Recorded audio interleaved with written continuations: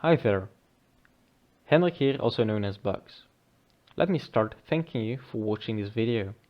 In this episode of my InfoSec tutorial series, I'm addressing MS14-025 GPP cPassword.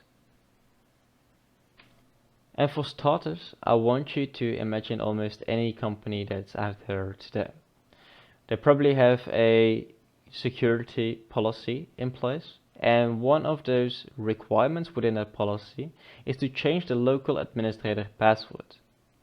Now, there are multiple ways to change the local administrator password. It can even be done manually, but today we are only about to discuss two ways: using a Visual Basic script and by using the GPP or the Group Policy Preference.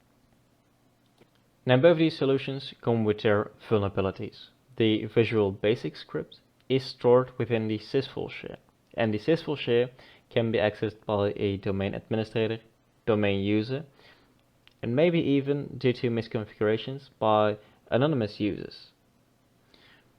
Now, a lot of people can access this share and thus can read the script. Within the script, there is most of the time a plain text password, so you really don't want everyone to be able to read this one. Now, the second one comes with GPP. GPP is stored as well within the SYSVOL share. Now, this is where the MS14-025 vulnerability comes in, and this is what this presentation is all about. MS14-025, the vulnerability in group policy preferences, could allow the elevation of privileges. Some group policy preferences can store a password. This functionality is being removed because the password was stored insecurely. And let's be honest, Microsoft, you didn't just store it insecurely, you just made it publicly available. The decryption-encryption key, the 32-byte AES key, is just published by Microsoft. You can just use this key to decrypt a password that is encrypted, alright, but we have a way to decrypt it. And thus we are able to decrypt it. It is kind of just equal to a plain text password that is just stored in a share that can be accessed by domain admin, domain users, and maybe even by an anonymous user. Now, what is this insecure about all this? Of course, Microsoft made its key publicly available, a huge liability for almost every system. But also, they used the same key for over years for every single cPassword out there. So if an attacker was able to find out what the algorithm was, find out what the 32-bit key was, which is not unthinkable, as you know, an attacker could just read every cPassword on any system just as if it was plain text. Just as easy. Now, what are the affected versions? We have Windows Vista, Windows 7, 8, 8.1, Windows Server 2008, 2008 R2, 2011, 2011 R2. Now, which versions are not affected? 2003 Service Pack 2, Windows RT, RT 8.1, and the core versions of 2008 Service Pack 1 and 2, and Server 2011 and 2011 R2, the core versions. So these are not affected by this vulnerability. Now, you really want to know if your system is vulnerable, of course, and therefore Microsoft also made a script publicly available, and this works just by running the script. You can detect if there are any cPasswords in place. I copied the script, I posted it on my GitHub repo. I'll post it in the description below as well. So I also created a file usage so you know how to run the file. Actually, I'm not going to demo it in this presentation, but it should be clear to all of you. But this is made available by Microsoft. Now let's move on. on how to defend your system against this attack, the GPP MS14-025. First thing you absolutely should do is to update your system to the corresponding patch. If you haven't done so, that's something you really should do. So that's the first thing, that's the starting point. However, if you migrated your server from an earlier version to the patched version, you should always still manually remove the GPP, remove the cPassword from it, and therefore go back to the previous slide, go to my GitHub repository, download the PowerShell script, run it, and remove all implementations of the cPassword. It is absolutely insecure. If I may advance to a short conclusion, if you have migrated, upgraded from a non-patched version to a patched version, please go back to the previous slide, go to my GitHub repository, go and check and remove all cPasswords, because cPasswords, you do not want them in your network. Now, if you do have a newer system, you have a system that is not even a year in place, probably it is secure, but go check it. You can't be certain enough. Normally those new images do not allow system administrators to create cPasswords, but you would be knocking your head against the wall if there was just a cPassword, you watched this video and you just missed it. So please go check it and make sure your system is secure. Now, I know this is lots of information to process. I'll just go into a demo. For the course of this demo, we make use of the retired hackthebox machine Active. Active did spawn the machine in my VIP environment, and we received the IP 10.10.10.100. Let's move to our terminal. I have already connected to the hackthebox network, and therefore I've received a tunnel IP of 10.10.14.34. Now I could say let's do an enumeration, etc. But in the course of this presentation, we all know what it is about. It's about the GPP cPassword. So let's do a first thing, grab Mac exec, list all SMB shares, SMB 10.10.10.100, -u empty password as well, and list all shares. Listing all shares, we see the only share we actually have read access to is the replication one. So let's try and check what is in there.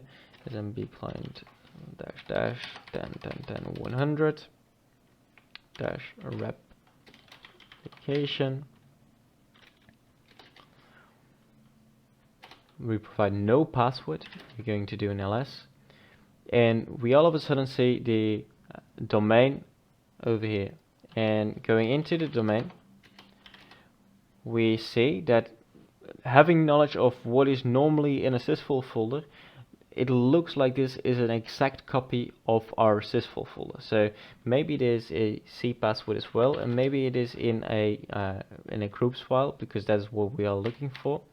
Now I want to teach you a nice little trick, because we could go in all files and look at all files and enumerate all folders, but I show you a little trick. -c recurse ls, provide no password again, and it lists all folders and files over here. And we see all the way down at the bottom we have our Groups.xml file at this directory. So we go back in our replication.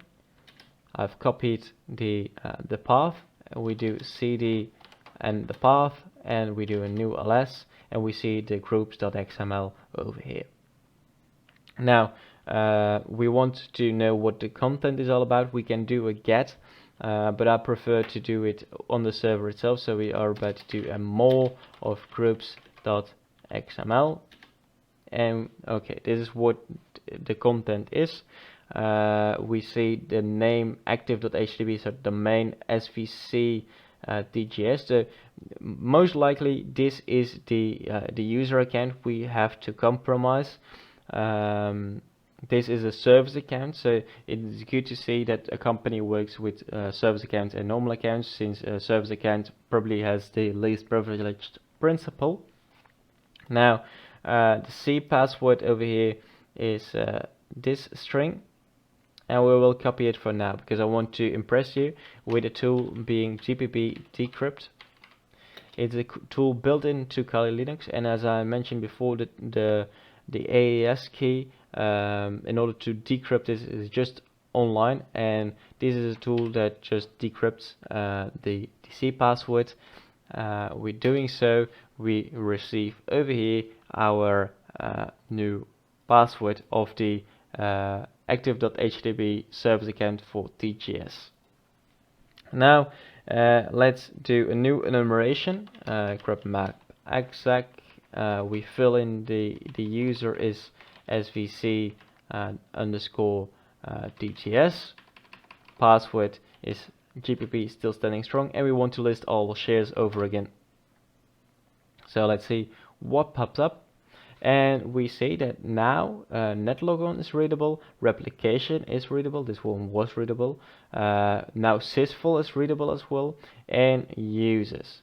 Now, since replication was exact copy of SYSVOL, this one is not the most interesting one. Netlogon mostly isn't the most interesting one as well. So we will take a closer look at the users. Maybe there's something interesting in there.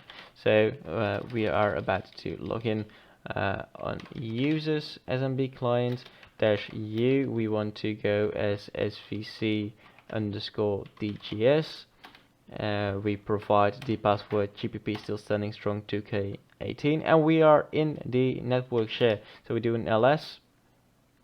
Okay, we probably want to go to our service account, svc DGS.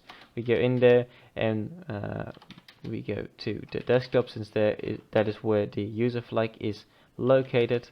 We do a new ls, and we do a type of user.txt. Oh, we do a more of user.txt rather, and we have obtained the user flag of the machine active. It's easy as that, and as you can see, the way we have compromised the cPassword, just doing some basic enumeration. Okay, now we were anonymous, but normally you would be able to read SYSVOL. We have seen that as well over here, and if I scroll back up, we list all the shares. This is just a normal user within the network, and this user just has the rights to read the SYSVOL data. Now, if you don't believe me that it was an exact copy, I'll do a quit over here. Do I still have the file? Let's move here. Okay, check this one, and I will go back in here, exit, replication, let's do it like this one, SYSVOL GPP still standing strong 2K18. check. I made a typo here.